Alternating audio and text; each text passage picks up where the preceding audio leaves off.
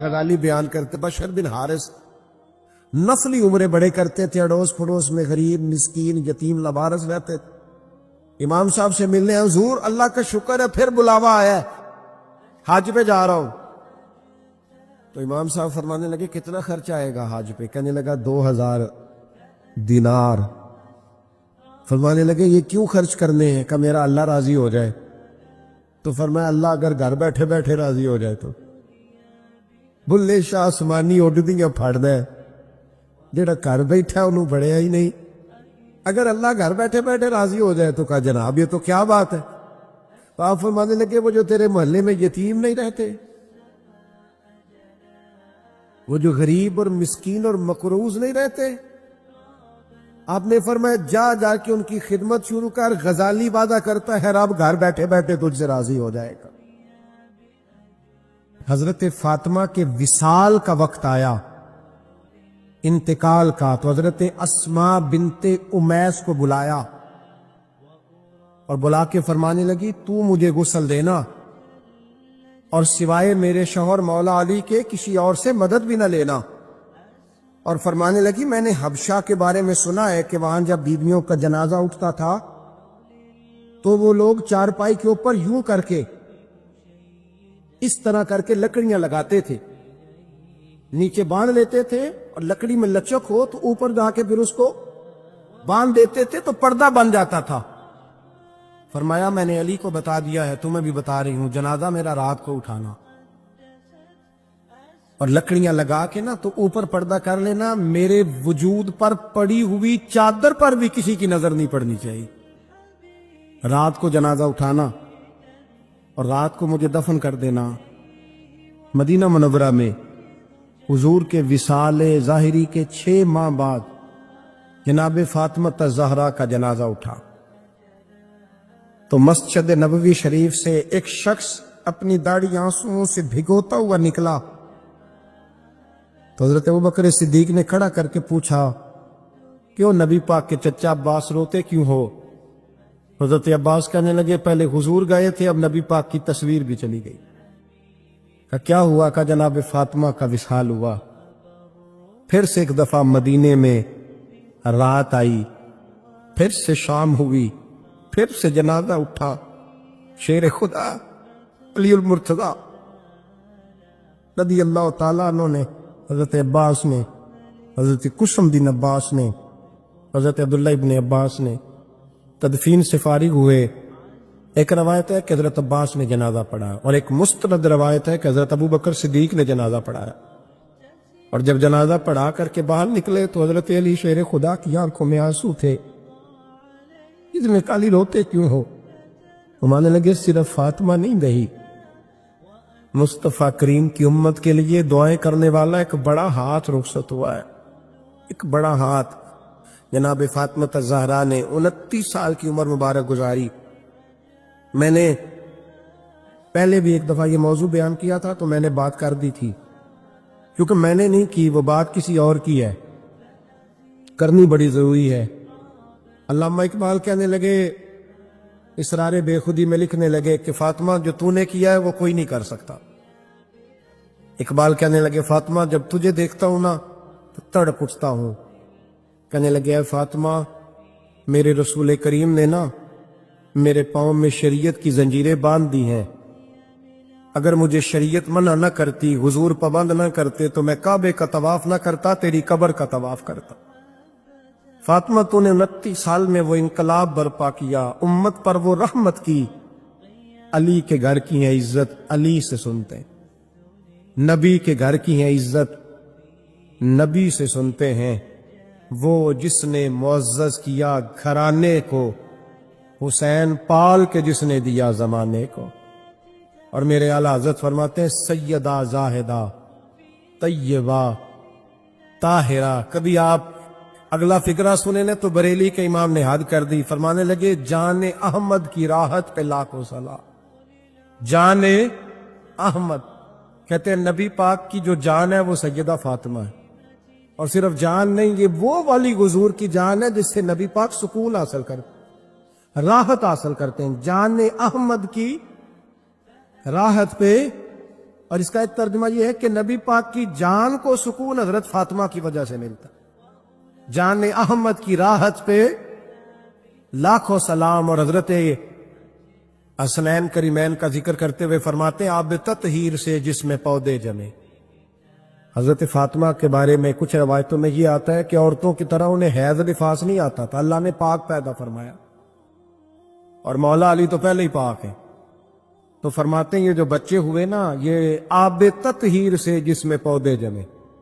یہ بریلی کے امام کی محبت ہے سیدہ فاطمہ سے اور حسنین کریمین سے. کیا انداز ہے, کہنے لگے آب تطہیر سے جس میں پودے جمے, اس ریاض نجابت پہ لاکھوں سلام. اس ریاض, پتہ نہیں کہاں بیٹھ کے لوگ اہل بیت کی شان بیان کرتے ہیں, اہل بیت کی شان سننی ہے تو بریلی کے امام سے سنو. اس ریاض نجابت پہ کہتے ہیں حضرت فاطمہ صرف پاک نہیں, پاکیزگی کا پورا باغ ہے, پورا. یعنی ان کی چھاؤں بھی پاک ہے, ان کا سایہ بھی, ان کا پھل بھی, ان کی ٹہنیاں بھی, بولے تو صحیح یاد, ان کی ٹہنیاں بھی, ان کی زمین بھی, اس ریاض نجابت پہ لاکھوں سلام. مولا علی کہتے ایک دن میں نے عجیب نظارہ دیکھا. نبی کریم علیہ السلام سفر سے واپس آنے والے تھے. میں نے حضرت فاطمہ کو اطلاع دی کہ حضور آج پہنچ جائیں گے, تو انہوں نے گھر سارا صاف کیا, سجایا, سنوارا, کھانا پکایا. لیکن فرماتی ہیں جیسے ہی حضور اندر داخل ہوئے نا گھر کے, جناب فاطمہ نے حضور کا چہرہ دیکھا تو ہاتھ پکڑ کے چومنے لگی. اور کہتے ہیں جب انہوں نے سر اٹھایا تو ان کا چہرہ سارا آنسوؤں سے بھرا ہوا تھا. رسول کریم نے بیٹی کے سر پہ ہاتھ رکھا, بٹھا لیا. فرمایا فاطمہ بیٹے رونے والی تو بات کوئی نہیں تھی, کیوں رو پڑی ہو؟ تو عرض کرنے لگی محبوبہ میں بچپن سے دیکھ رہی ہوں, محنت کرتے, جد و جہد کرتے, مشقت کرتے, یا رسول اللہ آج آپ آئے ہیں تو آپ کے چہرے پر تھکاوٹ کے آثار ہیں, حضور وجود تھکا ہوا ہے. یا رسول اللہ میں نے ساری زندگی آپ کو کام کرتے دیکھا ہے, مدینے والے حبیب مجھے بتا تو صحیح کام کب تک کرنا؟ کو وقت آئے گا جب آپ کی کمر بھی بستر سے لگے, کو ٹائم آئے گا آپ گھر میں بیٹھیں, من پسند غذائیں کھائیں. حضور کب تک یہ جد و جہد کرنی ہے, کب تک یہ کام ہوگا؟ جناب فاطمہ فرماتی حضور نے میرے آنسو پونچھے. مولا کائنات شیر خدا فرماتے ہیں نبی کریم علیہ السلام فرمانے لگے فاطمہ تیرے باپ کی ڈیوٹیاں بڑی زیادہ ہیں. جب تک دنیا کے آخری کونے تک دین نہیں پہنچ جاتا, اور جب تک اینٹیں اور پتھر بھی میرے دین کا پیغام سن نہیں لیتے, اتنی دیر تک تیرا باپ جد و جہد کرتا ہی رہے گا. یہ بڑا مشکل کام ہے, یہ دین کا سفر, یہ دین کی جد و جہد, یہ دین کی تھکاوٹ. آپ اپنی مرضی نہیں کر پاتے, لوگ اپنی مرضی کے ساتھ جی نہیں پاتے جو اس رستے کے مسافر ہوتے ہیں. وہ دین کی پراپرٹی ہوتے ہیں, انہیں دین کے مطابق چلنا پڑتا ہے. تو جناب فاطمہ نے وہ سارے رنگ دیکھے رسول کریم علیہ السلام کی حیات مبارکہ کے. تیری ساری کیفیت جب دیکھی نا کہ حضور اتنی محنت کرتے ہیں, تو پھر جناب فاطمہ کو میرے نبی کی امت سے پیار بڑا ہو گیا صلی اللہ. سمجھیے گا اس بات کو, امت مسلمہ سے حضرت فاطمہ کو بڑا.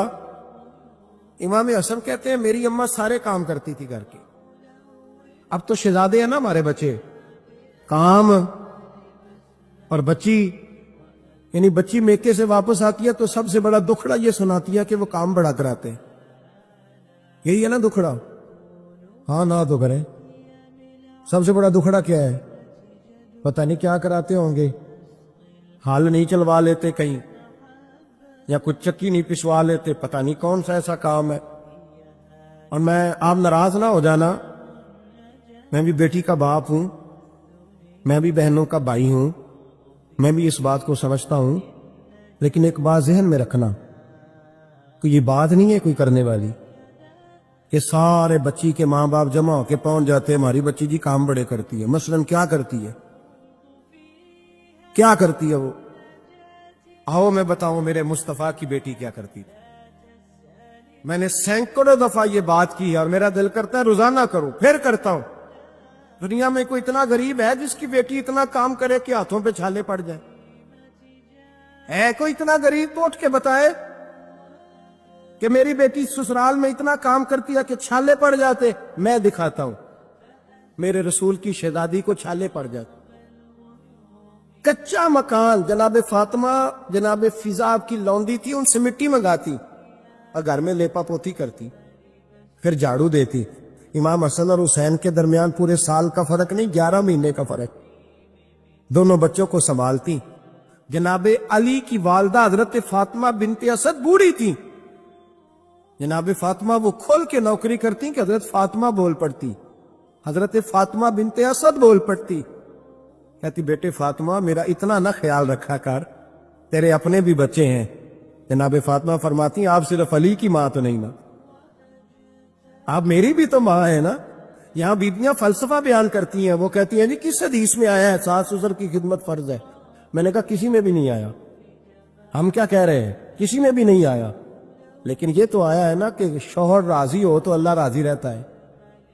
तो अगर शौहर माँ बाप की खिदमत से राजी होता है तो करो खिदमत, इसको तो राजी करना है ना, इस पर तो तवज्जो दो। हजरत फातिमा फिर चक्की पीसती। चक्की चक्की ये आसान जुमला नहीं कह जाते, हम सुन लेते हैं आप। चक्की पीस कर, जौ पीस कर उसका आटा बनाना, फिर बच्चों के लिए खाना पकाना। फिर एक दिन कहने लगे अली आपकी आमदन थोड़ी है, खर्चे ज्यादा, चरखा ला देते। फातिमा क्या करोगी? फरमाया थोड़ा सा सूद बना लिया करूंगी, तुम बेच आया करना। चलो मैं थोड़ा हाथ बटाऊंगी। ये सारी ड्यूटियां करके हजरत हसन बरवाते हैं। फिर इज्जत वाले रसूल की इज्जत वाली बेटी, फिर शानों वाले नबी की शानों वाली बेटी, फिर पाक महबूब की पाक शहजादी, सारी ड्यूटियां करके रात को मौला अली से कहती अगर आप इजाजत दें तो अल्लाह को राजी ना कर लूं। हजरत अली फरमाते फातिमा जैसे दिल करे। तो इमाम हसन कहते हैं फिर मेरी मां मुसल्ला बिछा लेती, मुसल्ला, और फिर सारी रात वो नमाज पढ़ती, सारी रात। और फरमाते हैं जब सवेरे हाथ उठाती तो पहली दुआ ये करती, ऐ अल्लाह मेरे रसूल की उम्मत पे रहम फरमा, ऐ अल्लाह मेरे रसूल की उम्मत पे रहम फरमा। तो कहते हैं जमाने बीत गए ये दुआ सुनते। तो एक दिन मैं करीब गया तो मैंने कहा अम्मी हुजूर कोई दुआ मेरे लिए भी कर दे, कोई हुसैन के लिए भी कर दें, कोई जैनब के लिए भी कर दें। सारी दुआएं उम्मत मुस्तफा, उम्मत मुस्तफा, उम्मत मुस्तफा। कितना बड़ा जुमला है, कितना बड़ा। शेख मौकी ने लिखा है कितना बड़ा।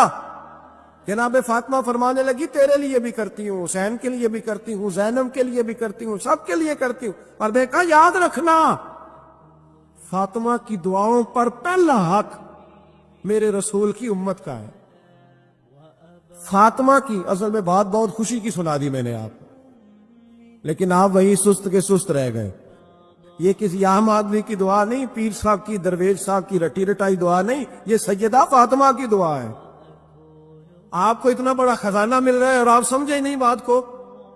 हजरत फातिमा फरमाने लगी मेरी दुआओं पर सबसे ज्यादा हक मेरे रसूल की उम्मत का है, तो मैं ये हक हमेशा अदा करती रहूंगी, मैं उन्हें दुआएं हमेशा देती रहूंगी। हजरत फातिमा बड़ा प्यार करती। इमाम हसन कहते हैं कि एक पूरा दिन गुजर गया, खाने को कुछ न मिला। अगली शाम आ गई तो चंद रोटियां खाने में मिली। जौ लाए हजरत अली, जनाब फातिमा ने पीस के रोटी पकाई। फरमाती हैं सबको खाना खिला दिया तो अपनी रोटी आपने रख ली। जब आप खाना खाने लगी, खाने पर हाथ ही रखा था कि दरवाजे पर किसी ने सदा दी। तो कहते हैं बोलने वाले के लफ्ज बड़े अजीब थे,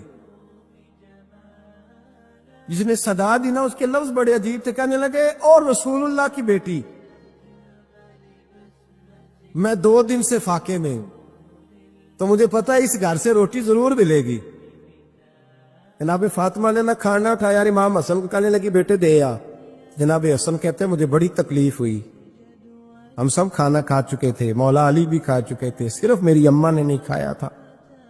माँ और बेटे का प्यार, اور پھر حسن حسین اور سیدہ کا پیار.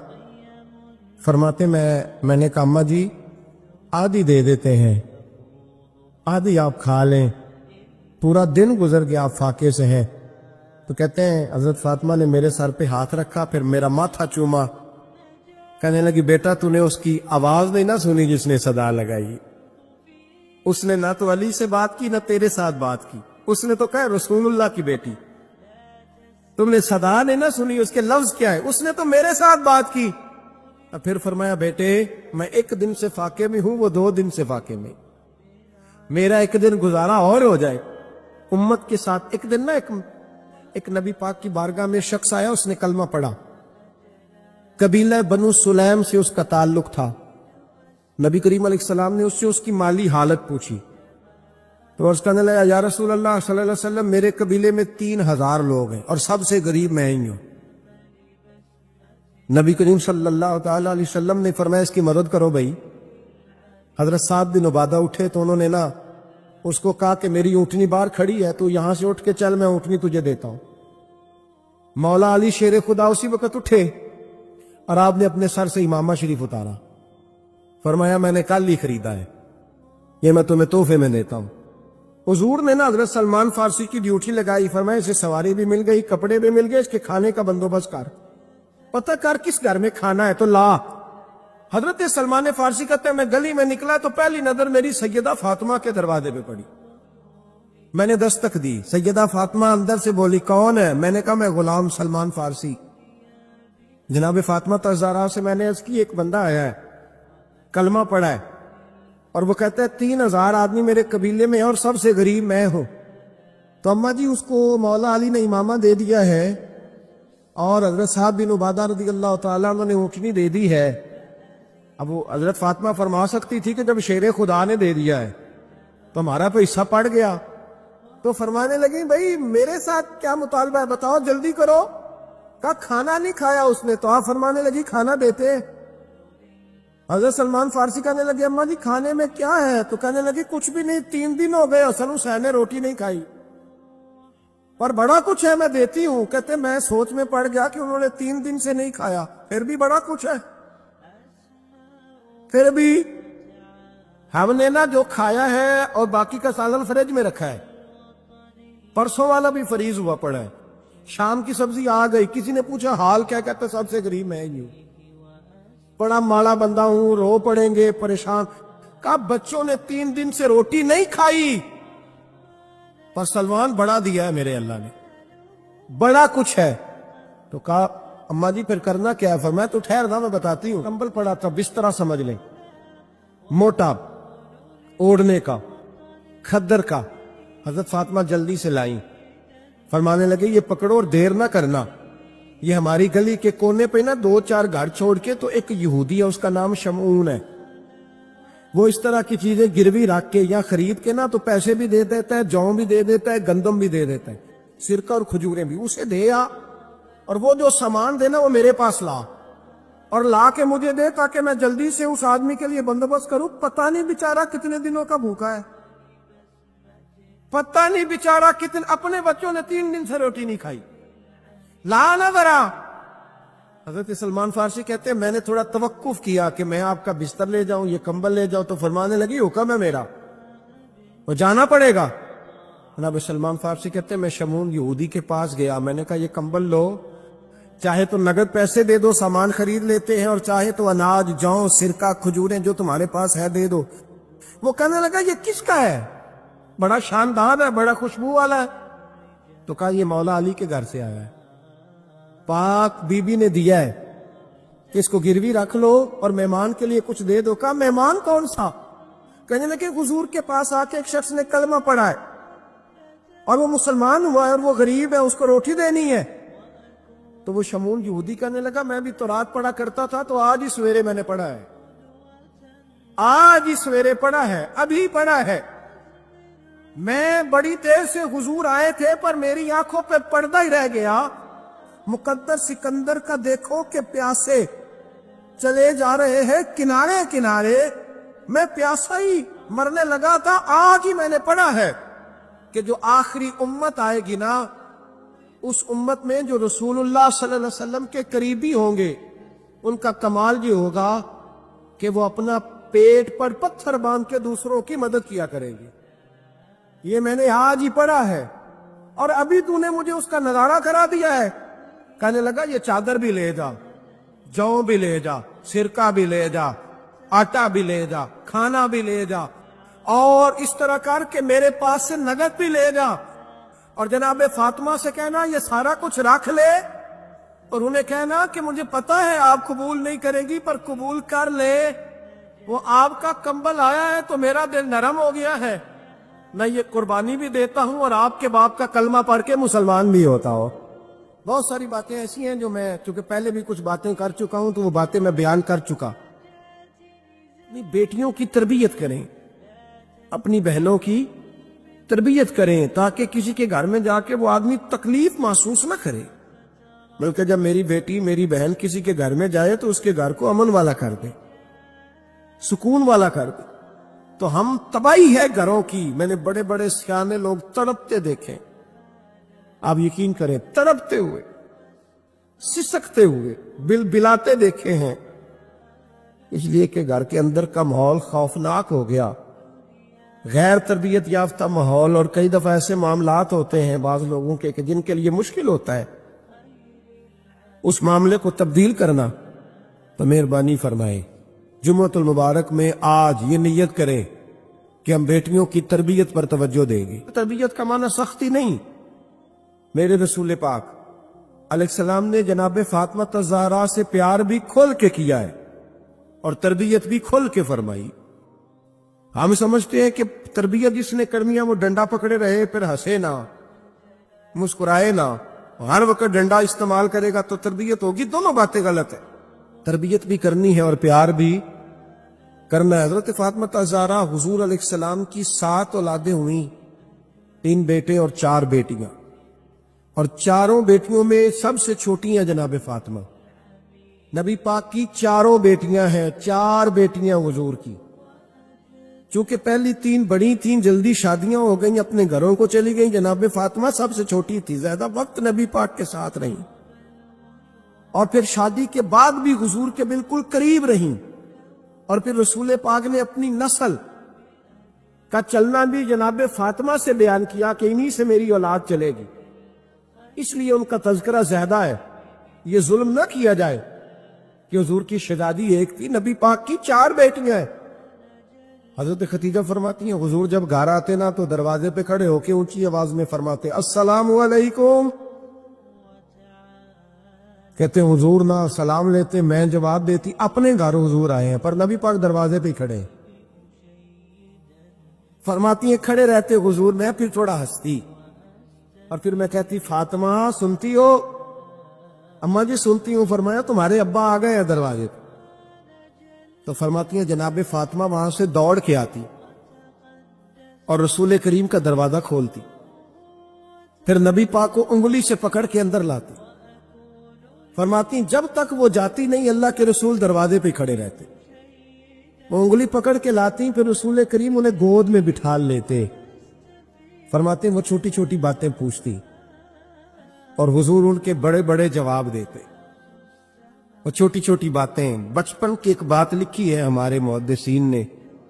ایک دن چھوٹی عمر میں, بالکل چھوٹی عمر میں, حضرت فاطمہ نے پوچھا یا رسول اللہ میں اپنے رب کو کب دیکھوں گی؟ اللہ اکبر, عمر چھوٹی اور بات بڑی کر دی. میں کب دیکھوں گی؟ تو حضور نے فرمایا فاطمہ بڑی جلدی. رب کریم تمہیں جنت میں لے جائے گا اور ساری جنتی عورتوں کی سردار بنائے گا, اور پھر میرا رب تجھے اپنا دیدار بھی کرائے گا. تو جناب فاطمہ الزہرا رضی اللہ تعالیٰ عنہا چھوٹی چھوٹی باتیں کرتی. حضرت خدیجہ کہتی ہیں جب چلی جاتے نا حضور تو میں پھر بلاتی, میں کہتی ادھر آنا فاطمہ, کیا باتیں کر رہی تھی اپنے ابا سے؟ تو کہتی پھر وہ مجھے بتاتی بھی اور راضی بھی ہوتی. یہ سلسلہ آخر تک چلا.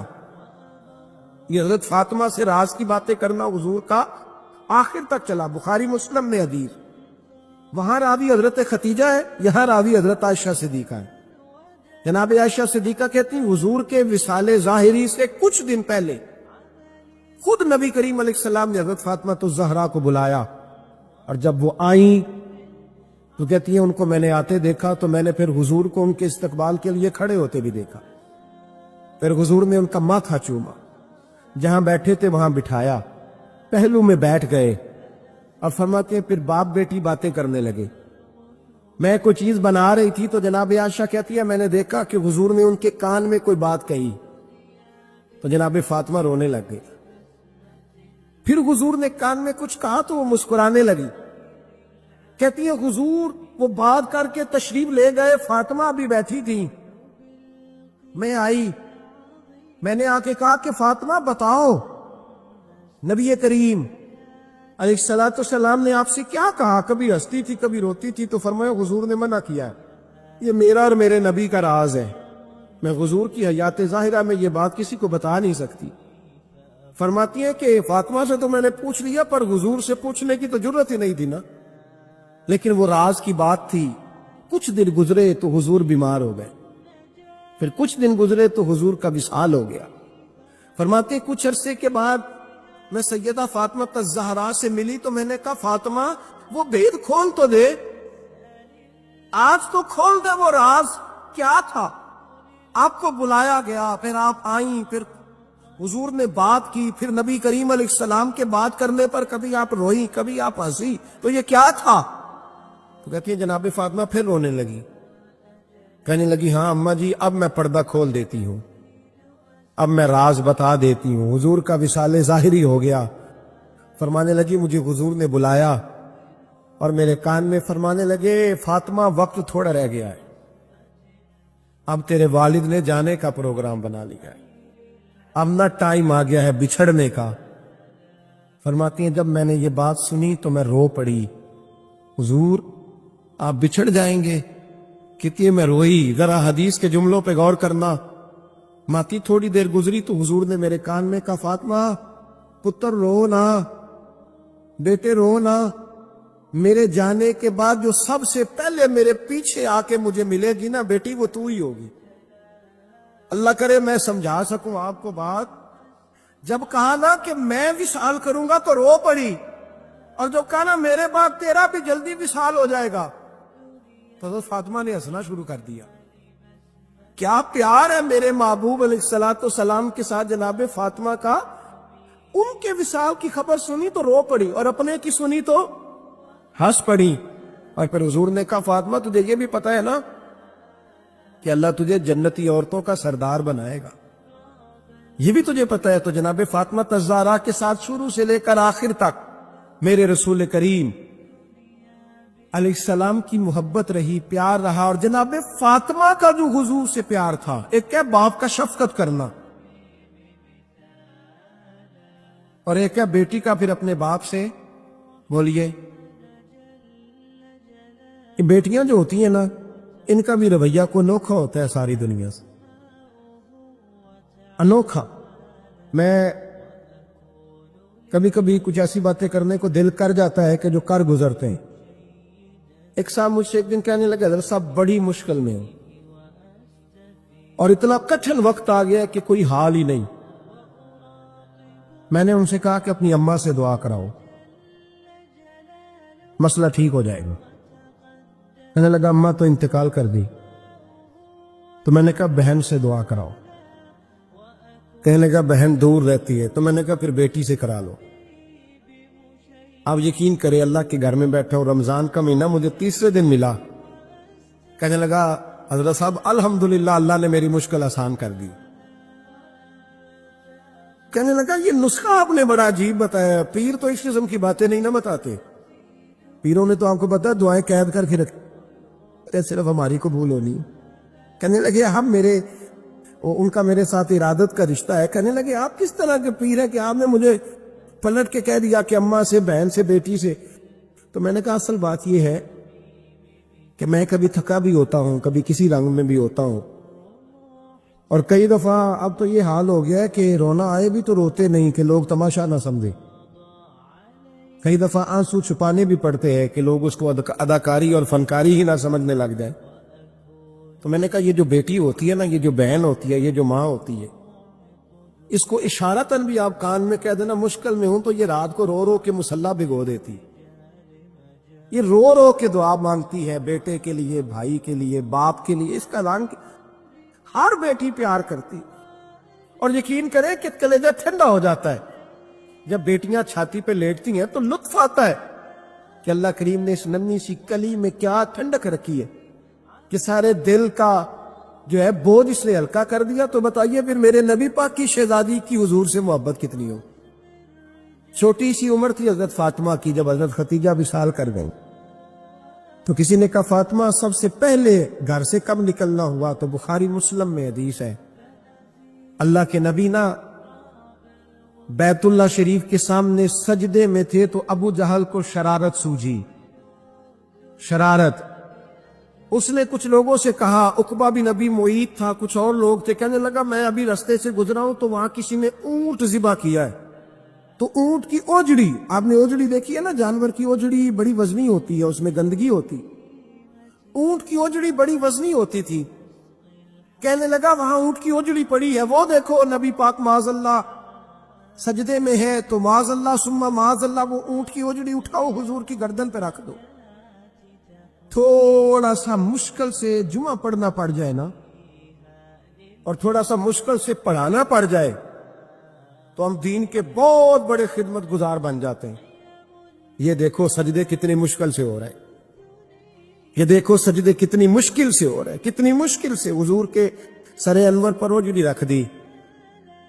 یہ وہ وقت ہے کہ نہ تو چچا ابو طالب ہیں جو پہنچ جاتے، نہ جناب ختیجہ ہے جو بندوبست کرتی، تو کسی نے نہ جناب ختیجہ کے دروازے کے سامنے منہ کر کے کہا کہ محبوب کے گھر والوں حضور کے سر اقدس پر اوجڑی رکھ دی ہے کسی، اور حضور سر اقدس اٹھاتے ہیں تو تکلیف محسوس کرتے ہیں۔ جناب فاطمہ کہتی پہلا دیہڑا تھا جب میں چہرے پہ کپڑا ڈال کے نہ تو اپنے بابا کے لیے نکلی، فرماتی پہلا دن تھا، میں حرم کعبہ میں پہنچی، حضور کو سجدے میں دیکھا تو چھوٹے چھوٹے ہاتھوں سے میں نے اوجڑی نیچے گرائی، حضور بولے کچھ نہیں، نہ میں نے کوئی بات کی، میں نے حضور کی انگلی کو تھاما اور میں کنویں پہ لے آئی، حضور بھی نہیں بولے، جناب سیدہ فرماتی میں میری بولی، حضور بیٹھ گئے اور میں کنویں سے پانی نکالنے لگا، میں حضور کی زلفیں دھوتی جاتی اور حضور روتے جاتے، زلفیں دھوتی جاتی اور حضور روتے جاتے۔ پھر حضرت فاطمہ نے جب حضور کی زلفیں دھو لی تو ہاتھ اٹھائے، کہا اے اللہ جنہوں نے میرے بابا کو تکلیف دی ہے نا ان کو برباد کر دے۔ میں رات روایت پڑھ رہا تھا مشکات سے تو میں حیران ہو رہا تھا کہ یہ عجیب منظر ہے، یہ عجیب منظر ہے کہ جب طائف والے پتھر مارے اور نبی کریم علیہ السلام سے حضرت زید بن حارثہ کہ حضور دعا کریں یہ تباہ ہو جائے، تو نبی پاک کہ نہیں زید میں نے نہیں ان کے لیے تباہی کی دعا کرنی، یہ نہیں ٹھیک ہوتے تو ہو سکتا ہے ان کی نسلیں ٹھیک ہو جائیں۔ اور جب احد میں وہ لوگ پتھر مار کے دانت شہید کر دیں، حضرت ابوبکر صدیق جیسی ٹھنڈی طبیعت کا آدمی عرض کرے حضور دعا کرے یہ تباہ ہو جائے، تو حضور نے فرمایا اللہم اہد قومی فإنہم لا یعلمون، یا اللہ میری قوم کو ہدایت دے، یہ جانتے نہیں یہ کیا کر رہے ہیں۔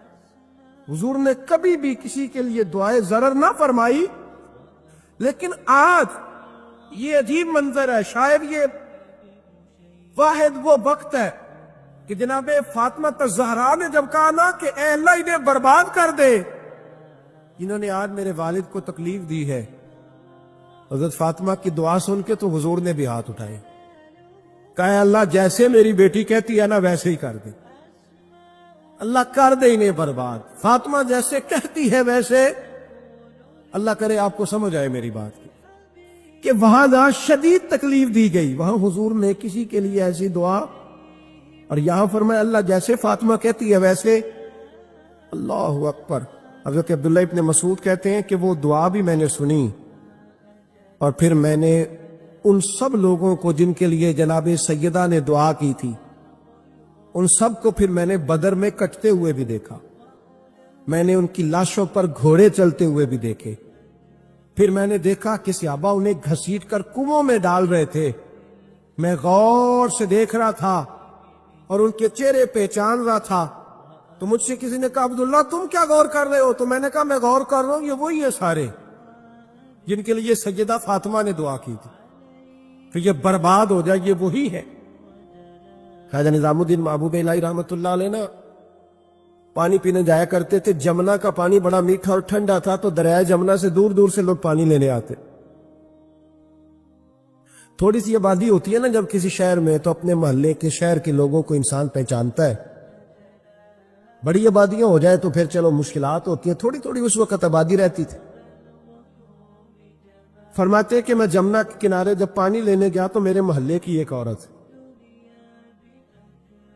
وہ جمنا کراس کر کے نا پل کے اوپر سے تو دوسری جانب ایک کنواں تھا، تو وہاں سے پانی بھر کے لا رہی تھی۔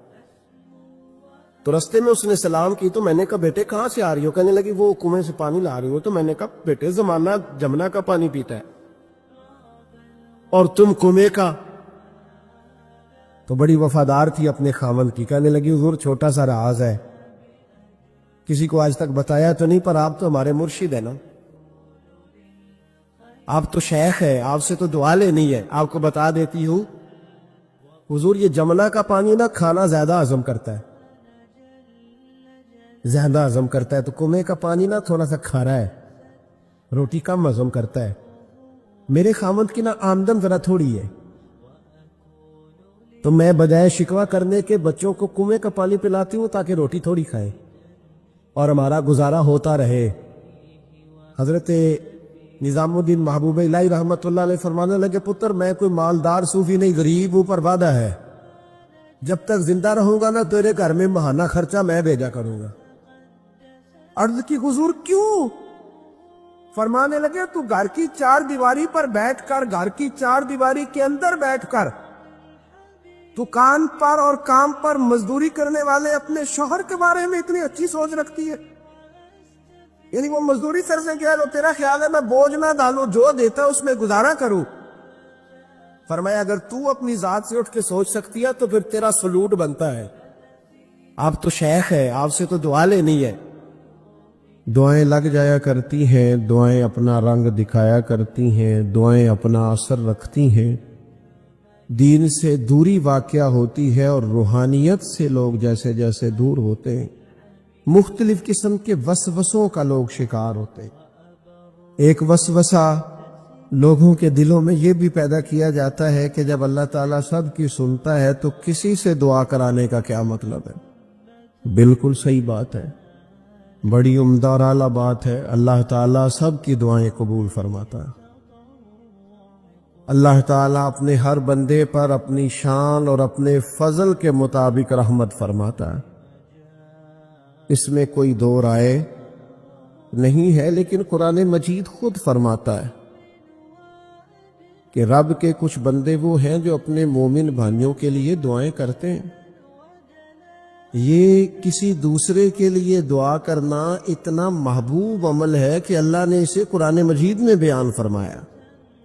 فرمایا وہ جو ان کے بعد آئے وہ عرض کرتے ہیں رب کی بارگاہ میں کہ اے اللہ ہمیں بھی بخش دے اور ہمارے ان بھائیوں کو بھی بخش دے جو ہم سے پہلے ایمان لائے۔ وہ اپنے پچھلوں کے لیے دعائیں کرتے ہیں، اللہ کے حضور عرض کرتے ہیں یا اللہ انہیں معاف کر دے، انہیں بخش دے۔ یہ دعا انہوں نے کسی کے لیے کی، اللہ نے اس دعا کو قرآن مجید کے اندر بیان فرمایا۔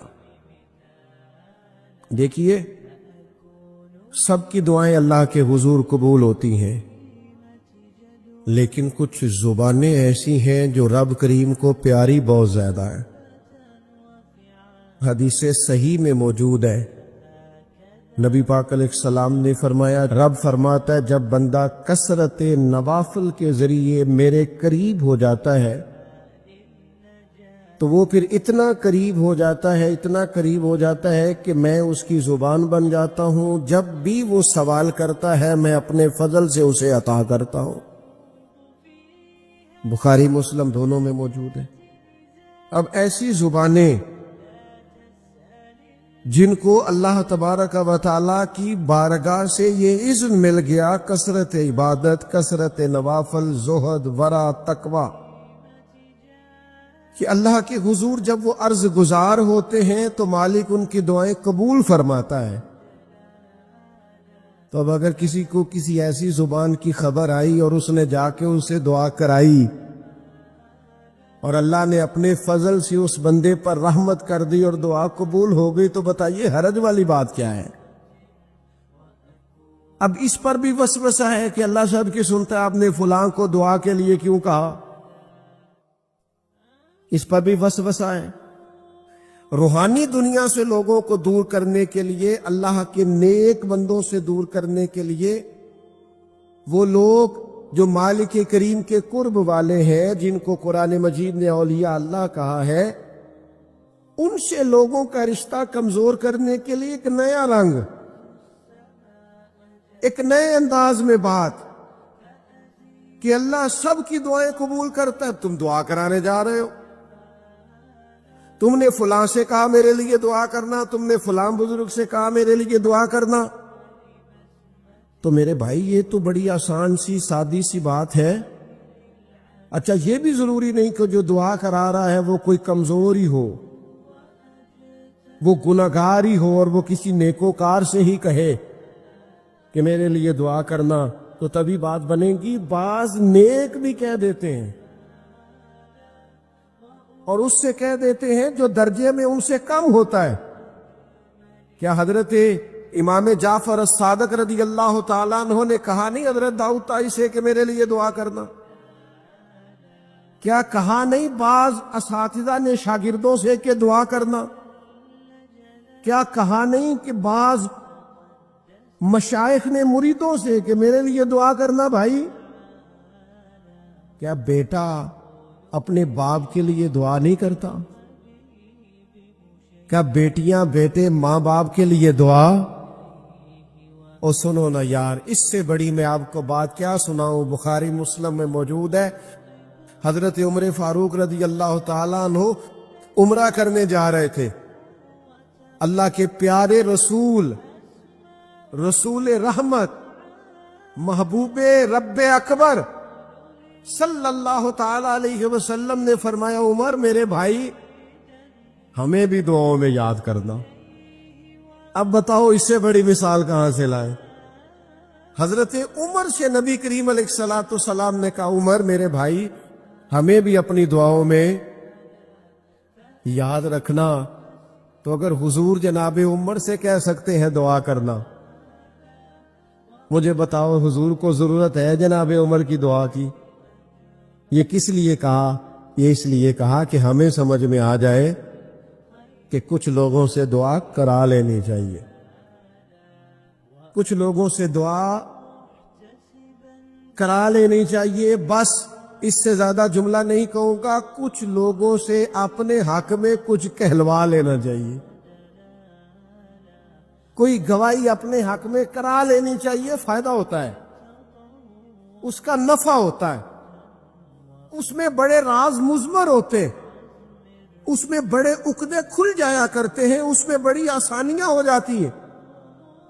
میرے عزیز نبی پاک صلی اللہ تعالی علیہ وسلم نے فرمایا جناب عمر سے میرے لیے، حضور فرماتے ہیں اللہ کے کچھ بندے ہیں اگر وہ قسم کھا کے کہے نا یا اللہ ایسا کر دے، یہ بخاری مسلم دونوں میں موجود ہے، وہ قسم کھا کے کہے نا لو اقسم علی اللہ لابرہ، وہ اگر قسم کھائے تو رب ان کی قسم بھی پوری فرما دیا کرتا۔ اور میرے بھائی محبت کے لیے دل ڈھونڈ کوئی ٹوٹنے والا، کوئی جگہ ایسی تلاش کر جہاں سے دعا مل جائے، جہاں سے کرم ہو جائے، جہاں سے عطا ہو جائے، جہاں سے اللہ کا فضل ہو جائے، اور پھر ہمیں بھی چاہیے ہم دعائیں دیتے رہیں، ماں باپ کو چاہیے اولاد کو دعائیں دیتے رہیں، اساتذہ کو چاہیے شاگردوں کو دعائیں دیتے رہیں، مشائخ کو چاہیے عقیدت مندوں کو دعائیں دیتے رہیں، بہن بھائیوں کو چاہیے ایک دوسرے کو دعائیں چلے آپ آمین کہے. اب آپ نے انکار نہیں کہ سارے دعا مانگے, یا اللہ ہمارے بھائیوں کو ہم سے زیادہ عطا فرما, یا اللہ بھائی کو ہم سے, یا اللہ بھتیجوں کو زیادہ عطا فرما, بھانجوں کو زیادہ عطا فرما, اللہ محلے داروں کو زیادہ عطا فرما, پڑوسیوں کو زیادہ عطا فرما. یہ مانگو نا دعائیں, اس میں بھلا ہے, اس میں نفع ہے. اب جنہوں نے پریشان ہو کے آمین کا ہے وہ خوش ہو جائیں گے. نبی پاک علیہ السلام نے فرمایا جو دعا تو کسی کے لیے مانگتا ہے اللہ پہلے تیرے حق میں قبول فرماتا ہے. لوگ خوش ہو گئے آپ لوگ. او بھائی دعا مانگے کسی کے لیے, بد دعا نہیں کرنی. کسی کے لیے بھی بد دعا. ہمارے ہاں نا ایک بہت بڑا طبقہ جذباتی لوگوں کا ہے. ہمارے ایک استاد کہا کرتے تھے جذباتی لوگوں سے دوستیاں نہیں کرنی چاہیے, جذباتی لوگوں سے تعلقات نہیں بنانے چاہیے, اس لیے کہ جس بندے کا اپنے اوپر کنٹرول ہی نہیں تو وہ کسی کے حق میں کیا کرے گا. وہ کہتے تھے جذباتی لوگوں سے بچو. او بھائی ہم بڑے جذباتی ہو جاتے ہیں, ذرا سی شدت آئی نہیں گھر میں لڑائی, اور لڑائی بھی کس سے, گھر والی سے. بد دعائیں شروع کر دی, اپنے آپ کو بد دعائیں دے. لڑائی کس سے ہو رہی ہے, بہن بھائیوں سے, بد دعائیں شروع کر دی. ماں باپ سے لڑائی ہوئی, بد دعا دے رہے, اور بڑی بڑی تلخ ہو کے, بڑی بڑی سخت ہو کے. او بھائی آپ کیوں ایسے جملے کہتے ہیں, کیوں سخت لفظ بولتے ہیں؟ صحیح مسلم میں حدیث ہے, نبی پاک علیہ السلام نے 3 چیزوں کا نام لے کے فرمایا نہ اپنے آپ کو بد دعا دینا, نہ اپنی اولاد کو بد دعا دینا, نہ اپنے مال کو بد دعا دینا. ایسا نہ ہو کہ جب تم وہ دعا کر رہے ہو تو وقت قبولیت کا ہو. کبھی بھی اپنی اولاد کو, اپنے آپ کو, اپنے اموال کو بد دعا نہ دو. کیوں ایسے جملے بولتے ہو؟ یعنی غصے اور جلال میں بھی جب اپنے بچے کے لیے بات کرو تو پیار والی بات کرو. غصے میں, جلال میں, جذباتیت میں بھی بہن بھائیوں کے لیے, گھر والوں کے لیے, اپنے لیے بات کرو تو محبت والی بولی بولو.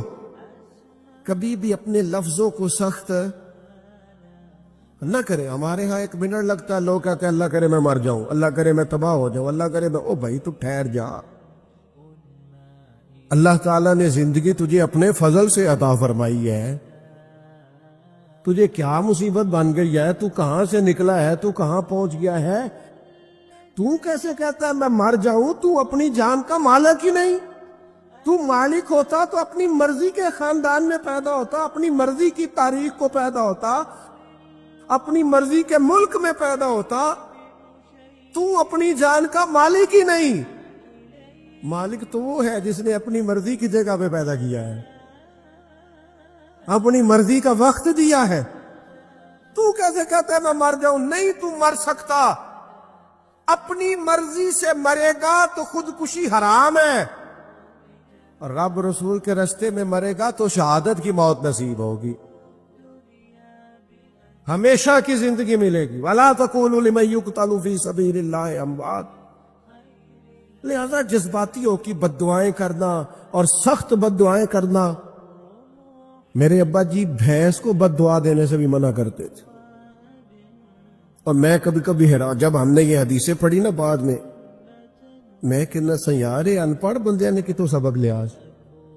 جانور کو, بھینس کو, وہ کسی وقت وہ تنگ آتے نا تو کوئی سخت لفظ کہتا تو کہتے نہ بھائی مال نو بد دعا نہیں دئی دی. تو اس وقت تو مطلب سمجھ نہیں تھی کہ یار مال نو بد دعا نہیں دئی دی, ایڈی کیڑی میرا مطلب ہے مشکل ہے. ان بندہ ماجی نو بھی مندہ نہ آکھے. لیکن وہ جب روایات پڑھی بعد میں تو سمجھ آئی کہ کچھ علوم کتابوں میں ہیں, اور چونکہ مسلمان سینہ بسینہ آ رہے ہیں تو کچھ تربیتیں ایسی ہیں جو لفظوں میں تو نہیں, لیکن بڑے بوڑھوں نے جو سنا سیکھا ہے وہ اپنے پلے سے باندھا ہوا ہے. انہوں نے اپنی گرہ سے اچھی طریقے سے کر کے باندھا ہے. بد دعا نہیں, آپ دعا کریں, آپ اچھے لفظوں میں. اور کوئی بندہ مل جائے نا, میں ویسے نے کئی دفعہ کہا ہے, پھر کہتا ہوں, آج کل نا کو میرے جیسے بندے کو چلو اونچی کرسی پہ بیٹھتا ہے، نماز پڑھاتا ہے، پگڑی باندھتا ہے، تو کو بندہ نیک سمجھ ملے تو دعا نہیں کراتا، فوٹو ہی لیتا ہے۔ پہلے لوگ دور سے آتے تھے تو آ کے کہتے تھے دعا کرانے آئے، اب وہ کہتے ہیں بڑی دور سے چل کے آیا ہوں جی، بڑی مہربانی، تو کہتے ایک فوٹو مل جائے گی۔ وہ اللہ کے بندے، ہم دعا دے رہے ہیں تو فوٹو لے رہا ہے۔ پھر ایک اور گل آج کل بڑی عام ہے، وہ کہتے جی ذرا یادگیری رہندی ہے، تو میں کہ غوث پاک دی تے کوئی فوٹو نہیں، سانو تے ہر ویلے یاد رہندے نے، کوئی فوٹو نہیں، ہمیں تو کبھی نہیں بھولے۔ خواجہ اجمیر کی کوئی فوٹو نہیں، ہماری نس نس میں آباد ہے۔ امام اعظم ابو حنیفہ کی کوئی فوٹو نہیں، لیکن ہم تو حنفی ہیں، ان کا نام لے لے کے جیتے ہیں۔ میرے حضرت صاحب کے ساتھ کوئی فوٹو نہیں، جرت ہی نہیں تھی، اتنے قابل ہی نہیں تھے کہ ساتھ کھڑے ہو سکتے۔ وہ میرے گھر کبھی نہیں آئے، اور میں سمجھتا تھا گھر اس قابل بھی نہیں کہ اتنی بڑی ذات کو میں کہوں کہ تو میں کو جیتے دل بر سونا، اور کتنا سونا، او سونا تے رج کے سونا تے سونا جویں سویرا، میں کو جاتے رج کے کو جاتے کو جا جویں ہنیرا۔ کبھی اتنی ضرورت ہی نہیں کی، اتنی طاقت کے ساتھ کھڑے ہو کے کہے کہ میں تیرے برابر ہوں، تو فوٹو بنا، اتنی ضرورت کبھی ہوئی نہیں۔ ان کیا کریں، دور بدلا، حالات بدلے، زمانہ بدلا، طور طریقے بدلے۔ وہ کبھی لوگ مشائخ کے پاس دعائیں لینے جاتے تھے، کہتے تھے ہم آئے ہیں کوئی دعا کر دے، وقت بدل گیا، 30 سیکنڈ کی ویڈیو رہ گئی۔ او خدا کے بندو، تھوڑا سا روحانی زندگی کی طرف آؤ، روحانی زندگی کی طرف۔ او بھائی دعائیں کرائیں، اپنے لیے گواہیاں پکی کریں، اپنی والدہ سے، اپنے والد سے، اپنے دادا سے، اپنے نانا سے، اپنی نانی سے، اپنی دادی سے، اپنے بہن بھائیوں سے، اپنے دوستوں سے، اپنے مرشد سے، اپنے استاد سے دعا کراؤ۔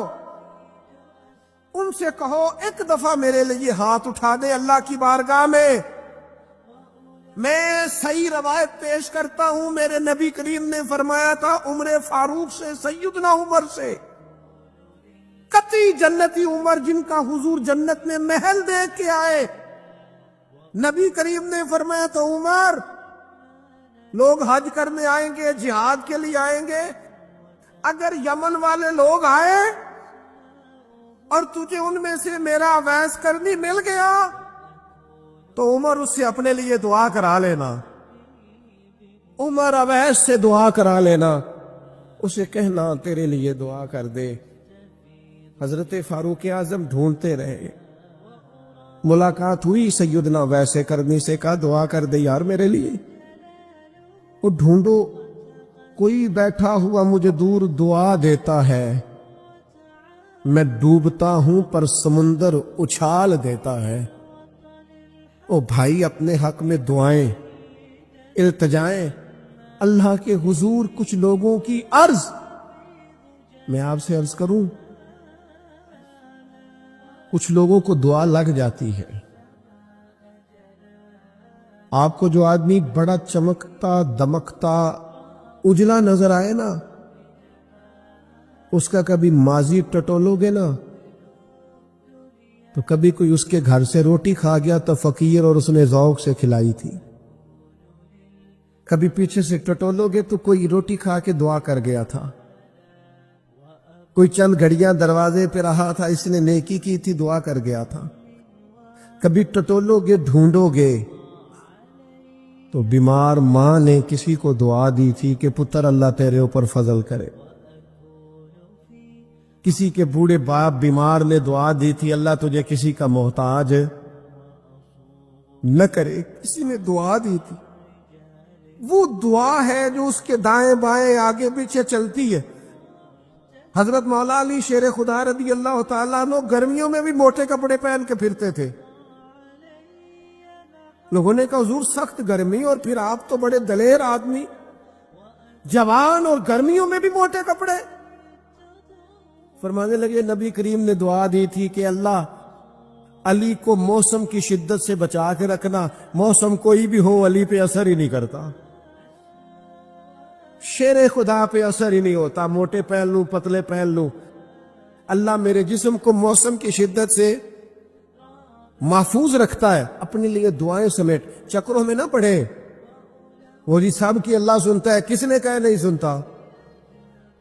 لیکن کچھ ایسے ہیں جو ہاتھ اٹھا دینا تو رب کریم قبولیت سے فرماتے ہیں دیر نہ کرنا، ذرا جلدی جانا، قبولیت سے اللہ کہتا ہے۔ کچھ ایسے ہیں جو ہاتھ اٹھا دینا ہاتھ، تو اللہ تعالی مرحوم خورشید گیلانی سے اللہ تعالیٰ ان پر فضل کرے۔ کچھ تھوڑا ربط رہا، انہوں نے نا ایک جملہ اپنی والدہ کے لیے کہا تھا، کہنے لگے میری اماں ان پڑھ تھی، اپلے تھاپتی تھی، اور ان کا آنچل دوپٹہ بھی کئی دفعہ میلا رہتا تھا، پر مرحوم گیلانی صاحب کہتے ہیں میری ماں کبھی میلا دوپٹہ بھی سامنے کر کے اللہ سے میرے لیے رحمت مانگتی تھی تو مجھے لگتا تھا مالک نے فضل فرما دیا۔ تجھے پتہ چل جانا وہ مہربان کتنا ہے۔ وہ ایک بزرگ تھے تو ان سے کسی نے کہہ دیا کہ اگر آپ کا حساب آپ کے ماں باپ کے ذمہ ہو جائے تو پھر کیسا، پوچھنے کے لیے قیامت میں اگر ماں باپ حساب لیں تو پھر کیسا؟ بڑے سیانے لوگ تھے جو دل والے تھے، کہنے لگے نہیں، رب کریم ہی ٹھیک ہے، اس لیے کہ وہ ماں باپ سے کہیں بڑھ کر پیار کرنے والا۔ اگر یہ معرفت مل جائے وہ کریم کتنا ہے، اور جب بندہ پوری طرح اس کی بارگاہ میں آ کے تڑپ جاتا ہے نا، مولا میں جاؤں کدھر، تیرا دروازہ چھوڑ کے جاؤں کدھر۔ اقبال کہتے ہیں وہ ایک سجدہ جسے تو گران سمجھتا ہے، 1000 سجدوں سے دیتا ہے آدمی کو نجات۔ تجھے جگہ جگہ جھکنا نہیں پڑے گا اگر تو صحیح معنوں میں اپنے رب کی بارگاہ میں جھک جائے۔ میرے دوست گر پتہ چل جائے وہ کریم کتنا ہے، وہ مہربان کتنا ہے۔ میرے رسول پاک علیہ الصلوۃ والسلام نے تو فرمایا تیری آنکھ سے اگر اس کے خوف سے اتنا آنسو بھی نکل گیا جتنا مچھر کا پر ہوتا ہے، تو جس طرح بھینس کے تھنوں سے نکلا ہوا دودھ واپس تھنوں میں نہیں نہ جاتا، جو اتنا بھی روئے نہ روئے اللہ کے خوف سے، وہ بندہ دوزخ میں نہیں جائے گا۔ تھوڑی دیر کے لیے ڈر جائے اپنے رب سے، آئے تو صحیح۔ عدم معرفت غفلت پیدا کرتی ہے، تو آ تو صحیح، وہ تو کریم ہی بڑا ہے، وہ تو مہربان ہی بڑا ہے۔ حضرت زنیرہ رضی اللہ تعالی عنہ حضور کی صحابیاں ہیں، ایام جو مکے کے تھے مسلمانوں پر بڑی آزمائش کے تھے، انہیں بڑا مارا کفار نے، اتنا مارا کہ ان کی بینائی چلی گئی، نظر آنا بند ہو گیا۔ کافروں کی عورتوں نے تانا دیا کہ تو نے ہمارے بت چھوڑے ہیں نا، تو دیکھنا تیری بینائی چلی گئی۔ تو جناب زنیرہ اللہ پہ بھروسہ، توکل، معرفت الہی کا جذبہ، اٹھ کے کھڑی ہو کہنے لگی چپ کرو، تمہارے جھوٹے بت کیا کر سکتے ہیں، میرا رب چاہے تو صبح جب میں اٹھوں تو میری آنکھیں روشن ہوں، اگر کریم کرم کر دے۔ لوگ کہتے ہیں واقعی ایسا ہوا، جب وہ سویرے اٹھی تو اللہ نے ان کی روشنی واپس کر دی تھی۔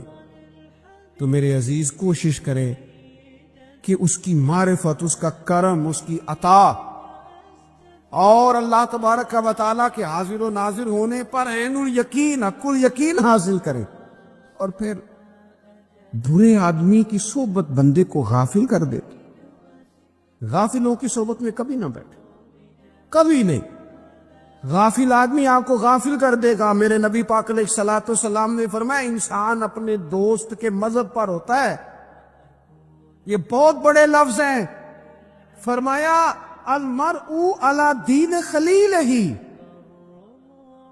انسان اپنے دوست کے مذہب پر ہوتا ہے۔ تو دیکھ تو نے دوست کس کو بنایا، جو تیرے دوست کا مذہب ہوگا وہی تیرا ہو جائے گا۔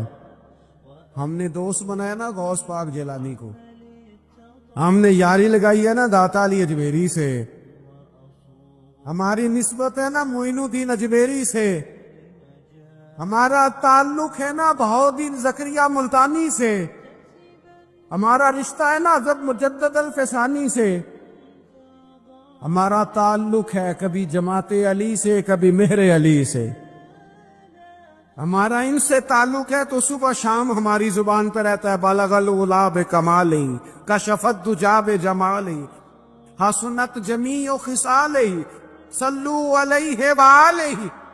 ان سے تعلق جڑا ہے نا تو کئی دفعہ تنہائیاں تڑپا دیتی ہیں اور تڑپ کے کہتے آج سکھ متران دی ودیری، آج سکھ متران دی، سکھ کہتے ہیں اڈیق کو، متر کہتے ہیں محبوب کو، آج سکھ متران دی ودھیری ہے، اے کیوں دلڑی اداس گھنیری ہے، لوں لوں وچ شوق چنگیری ہے، اج نینا لائیاں کیوں جھڑیاں، سبحان اللہ سبحان اللہ سبحان اللہ۔ پہلے کہتے ہیں سکھ متران دی ودھیری ہے یعنی اداس ہو، پھر حضور کے جلووں پہ نظر کرتے ہیں، کہتے ہیں سبحان اللہ سبحان اللہ، ماں اجمل کا،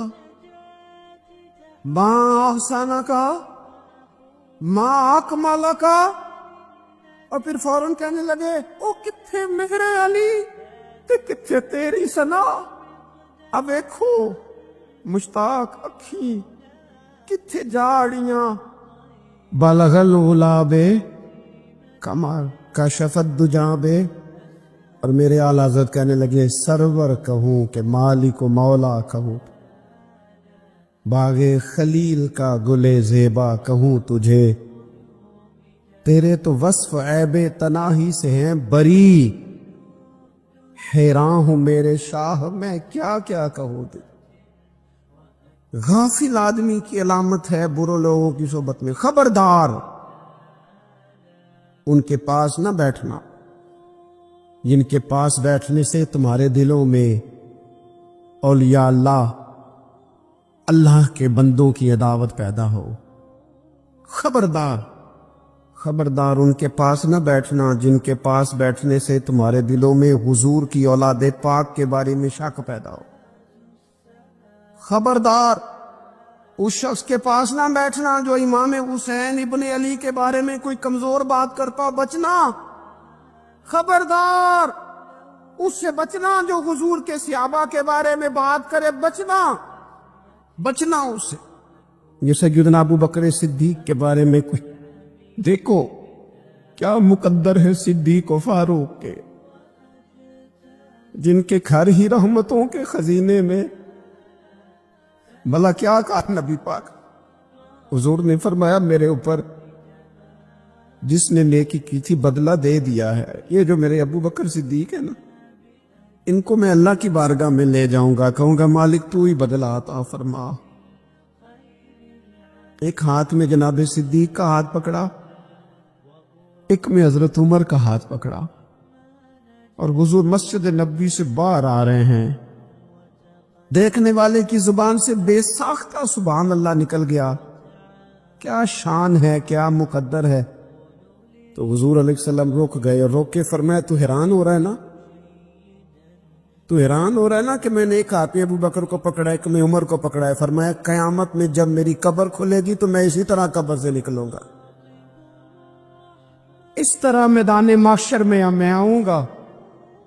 خبردار حضور ایک وفاداروں کے وفادار رہنا، ان کے وفادار رہنا، ان کے وفادار رہنا۔ بڑا عجیب دور آیا ہے، ہم نے یہ دور دیکھا ہے کہ لوگ حضور کے صحابہ کے بارے میں بھی بات کریں گے، اب نبی پاک کی اولاد پاک کے بارے کو بھی ڈسکس کیا جائے گا۔ اپنا منہ تو دیکھ، اپنی حیثیت دیکھ، اور پھر وہ بندے دیکھ جن کو اللہ نے چن کے اپنے محبوب کی غلامی کے لیے حضور کے قریب بٹھایا۔ تو بچنا ایسے لوگوں سے، پرہیز کرنا، خبردار عقیدہ ستھرا رکھنا، عقیدہ ستھرا رکھنا، صاف رہنا، پاکیزہ رہنا، غافلوں کی صحبت سے بچنا۔ بڑا ڈرتے ہیں اللہ سے، دعائیں مانگتے ہیں، یا اللہ نسلوں میں بھی وہی بندے پیدا فرما جو عقیدے پکے رکھنے والے ہیں، وہ بندے پیدا فرما ہماری نسلوں میں۔ ایک وہ بندہ بھی غافل ہو جاتا ہے جو امیدیں لمبی لگا لیتا ہے، جن کے منصوبوں میں دولت بھی ہوتی ہے، گھر بھی ہوتا ہے، اولاد کا بڑا ہونا بھی ہوتا ہے، پوتے پوتیاں نواسے نواسیاں دیکھنا بھی ہوتا ہے، یہاں بھی گھر وہاں بھی گھر، یہ سیر، یہ سارا کچھ ہوتا ہے، لیکن رب کی بارگاہ میں پیش ہونا جن کے پیش نظر نہیں ہوتا۔ لمبی امیدیں۔ حضرت مولا علی شیر خدا فرمایا کرتے تھے، میں تم پر دو باتوں کا خوف کھاتا ہوں، جو ڈر آتا ہے، ایک یہ کہ تم خواہش کی پیروی کرو گے، جو نفس کی خواہش ہوگی اس کے پیچھے لگ جاؤ گے، اور ایک کہ تم لمبی لمبی امیدیں باندھو گے، اتنے سال جینا ہے، اتنے 100 سال جینا ہے، یہ کرنا ہے، وہ کرنا ہے۔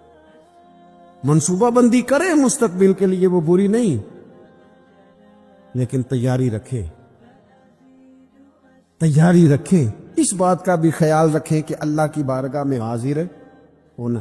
یہ غفلت کی چیزیں ہیں جو بندے کو غافل کر دیتی ہیں۔ جو لوگ اللہ کا ذکر نہیں کرتے وہ بھی غافل ہو جاتے ہیں، اور جو فضول باتیں زیادہ کرتے ہیں نا، ہنستے زیادہ، فَلْيَضْحَكُوا قَلِيلًا وَلْيَبْكُوا كَثِيرًا، قرآن کہتا ہے زیادہ رویا کرو، کم ہنسا کرو۔ نبی پاک علیہ الصلوۃ والسلام سے پوچھا تھا حضرت عقبہ بن عامر نے کہ یا رسول اللہ نجات کس چیز میں ہے؟ تو نبی پاک علیہ الصلوۃ والسلام نے فرمایا ایک تو اپنی زبان قابو میں رکھو، دوسرا فرمایا اپنے گھر میں ٹھہرے رہو، تمہارا گھر تمہارے لیے کافی ہو، فضول نہ نکلو گھر سے، اور تیسرا فرمایا اپنی خطاؤں پہ رویا کرو۔ کثرت کلام اور فضول کلام اور بلا وجہ یہ بندے کو غافل کرتا ہے، دل کو سخت کرتا ہے۔ یہ چند چیزیں ہیں جو انسان کو غفلت میں ڈالتی، اپنے آپ کو ان چیزوں سے بچائیں اور غفلت کو توڑے۔ آپ کے ذمے، میرے ذمے جو حقوق و لباد ہیں ان کا پتہ کریں، جو اللہ رسول کے حقوق ہیں ان کی خبر دیکھیں،